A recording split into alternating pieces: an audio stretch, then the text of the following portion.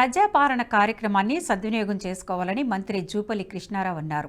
శనివారం కొల్లాపూర్ పట్టణంలోని 6వ వార్డులో నిర్వహించిన ప్రజాపాలన కార్యక్రమంలో పాల్గొన్న ఆయన దరఖాస్తుల స్వీకరణ ప్రక్రియను పరిశీలించారు.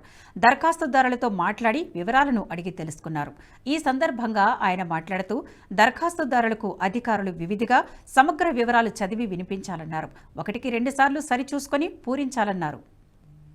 జనవరి 1న సీఎం రేవంత్ రెడ్డి సుమాయిష్ కార్యక్రమాన్ని ప్రారంభించనున్నట్లు రాష్ట్ర ఐటీ శాఖ మంత్రి శ్రీధర్ బాబు తెలిపారు.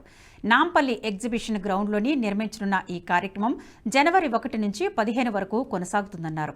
ఎగ్జిబిషన్కు మాస్కులతో రావాలని సూచించారు.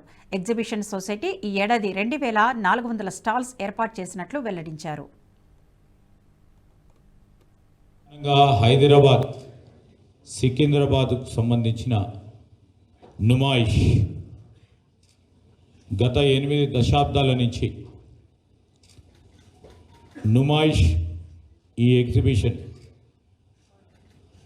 మన ప్రైడ్, ఒక జ్యువెల్.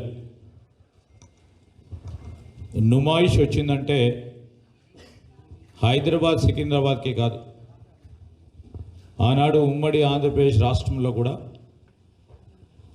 రాష్ట్రంలో అనేక ప్రాంతాల నుంచి ఈ ఎగ్జిబిషన్ చూడటానికి, దాంట్లో పాల్గొనడానికి వేలాది మంది ఇక్కడికి వచ్చి ఈ నుమాయిష్కి వస్తే హైదరాబాద్ చూసినట్టని చాలా గర్వంగా హైదరాబాద్లో ఒక ప్రధానమైన ఈవెంట్ అని, మన స్వాతంత్రం పూర్వకం నుంచి ఇప్పటి వరకు కూడా చాలా.